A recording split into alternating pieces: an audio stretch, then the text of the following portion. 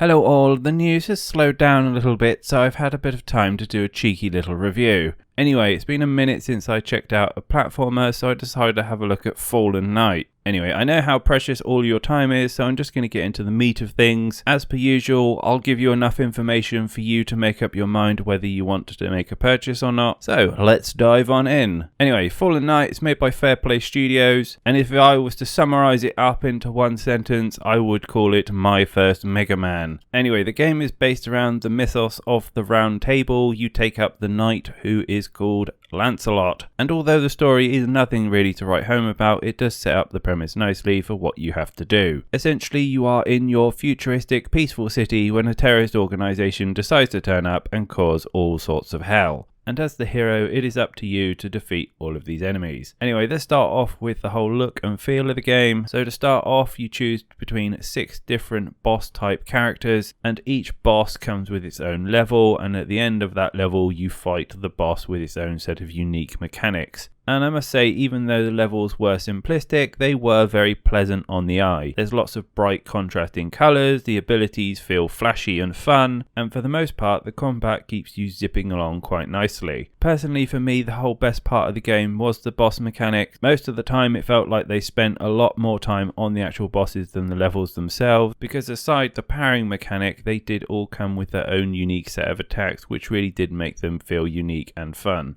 In terms of the Fallen Knight himself, character control was relatively simple. So Fallen Knight is a very melee driven game. There are no ranged abilities, and you don't digress from your sword at all. Any kind of upgrade you did get was usually for generic things such as like double upgrades or just a different style of sword attack. But to be fair, none of them really broke the mold or kind of detracted me away from just using a standard 1, 2, 3. To deal with an enemy, there are 3 standard ways of achieving this. You can either just run by the enemy and completely dodge them. You can use a sword to attack an enemy, which can range from 1 attack all the way up to 9. Or if you have the patience for it, you can use the parry system. And the parry system works in the following way. So each enemy attack timing has a glowing red moment in which you can attack and then instantly kill the enemy. The problem with this mechanic was the fact that you had to wait around for the enemy to attack. And apart from the tankier enemies, it was often far quicker just to attack them down and move on to the next one. Or for the more particularly spongy enemies, I just ran right by them. Now, even though I mentioned that the sword was the only thing that you fight with, the animations felt flashy enough to keep me entertained for the relatively short levels. And this is where my first criticism is. The game is incredibly short. You have 5 bosses and 1 endgame boss, and in the time of 1 hour which I was playing to just review the game, I had completed it. Now that being said, the game is only £10, which in the UK is about the same price as a UK cinema ticket. And for the short time I did play the game, I did kind of enjoy it.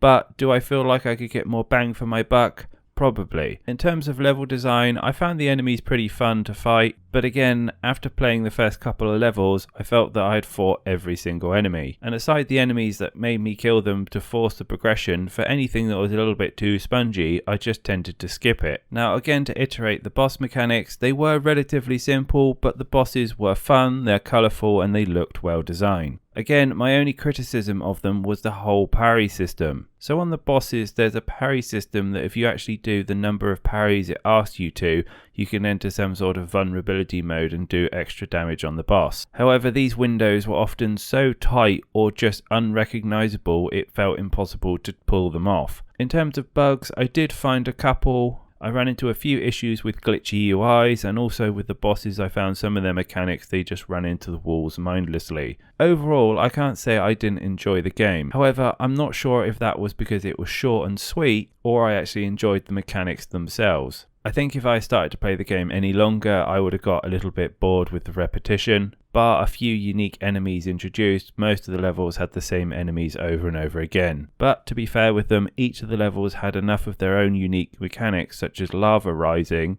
that I kinda didn't notice that the fact that the enemies were just all the same. Personally, I think this is a great entry-level game for younger audiences, but for those who are more mature in the platform universe, I think you'll find yourself longing for a little bit more. Overall, I had fun for about an hour with it, but would I recommend it to my friends? Probably not. There are more mature titles out there for the same price who just do it that little bit better. Anyway, that's all I've got now for Fallen Night. I hope you enjoyed the review. As always, let me know what you think in the comments below. But more importantly, stay safe, stay healthy, and I'll be back with more news soon.